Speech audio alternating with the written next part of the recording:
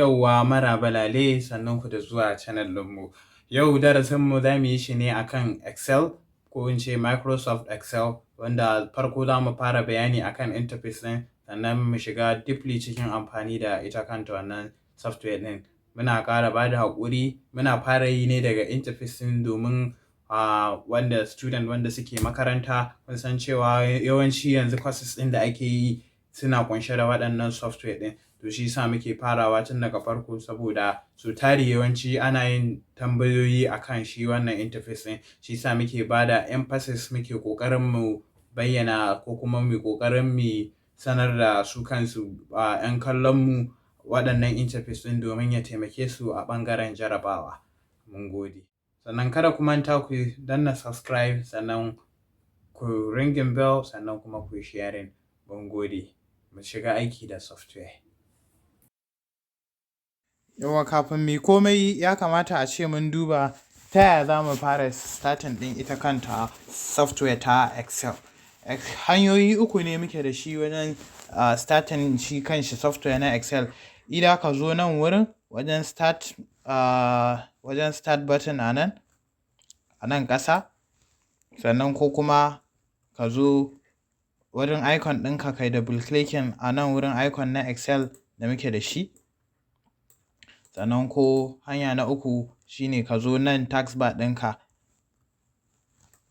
gashi nan shi ma muna da icon na Excel, shi ma za ka iya double clicking a kan shi, duk za su buɗe su kai ka a software na Excel. Amma bari mu fara ta nan wurin, za mu scrolling sai mu zo mu ce mu nemi folder na Microsoft Office, muna clicking so ɗaya zai ba mu variety of office applications, amma mu za mu nemi Excel, ga Excel a nan sai mu double clicking zai kawo mu Microsoft Excel. To yanzu za mu fara sanin interface na shi kanshi Excel. Na farko mafi mahimmanci shine akwai office button. Office button shine wanda zai baka akwai wasu mahimman commands wanda suke da mahimmanci a shi kanshi Excel. Kana clicking akwai new, open, save, ga sanan da yawa wanda za ku zo ku san su a nan gaba in muka yi nisa cikin wannan lecture. Sannan sai na biyu daga interface ɗin shine akwai quick access bar. Quick access bar ga shi nan wanda yake ɗauke da wasu command masu mahimmanci wanda ake buƙatar su cikin sauri, shine save, za ka yi saving, undo ka dawo baya, ko redo ka koma gaba. Me nake nufi da dawowa baya shine in kai mistake ko mistakenly hannunka ya goge ma wani abu, kada ka tsorata, za ka iya undoing sai ka koma initially yanda kake a baya. Sannan nan kuma shi kuma title bar ne wanda zai yake ɗauke da information ɗin document ɗinka da kai saving na, ko kuma in ce spreadsheet ɗinka da kai saving. Sannan a nan gefe muna da minimize button wanda zai ma minimizing ɗin shi kanshi wannan software ɗin. Sannan muna da wanda shi kuma wanda zai ƙara ma faɗi da girma, wannan shi kuma za ka yi closing ɗin gaba ɗaya software ɗin ne. Sannan next abu da muke da shi a interface ɗin shine muna da menu tabs. Wannan menu tabs ɗin su ne wajen home, insert,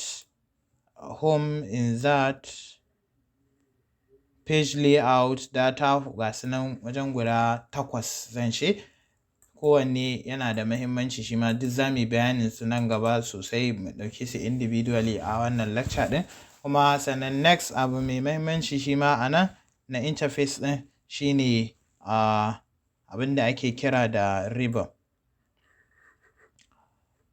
Gaba ɗaya nan ribbon ne, yana ɗauke da different of commands under home. Kowanne in kai clicking nashi zai canza. Kamar yanzu bari na clicking a insert, kun ga ya canza. Page layout nan ma ya canza, ya danganta da wani irin menu tab kai clicking shi zai canza. Sannan a nan gefe muna da vertical bar wanda za ka yi navigating through spreadsheet ɗinka ko book ɗinka. Sannan a ƙasa muna da horizontal bar wanda za ka yi navigating shi ma through a book ɗinka. Nan ƙasa shi kuma spreadsheet tabs ne, wajen guda 3 yake zuwa da shi by default. Za ka iya linkin ɗin duka waɗannan ukun kai amfani da su a matsayin book ɗaya, amma da zarar in har ka yi linkin ɗinsu.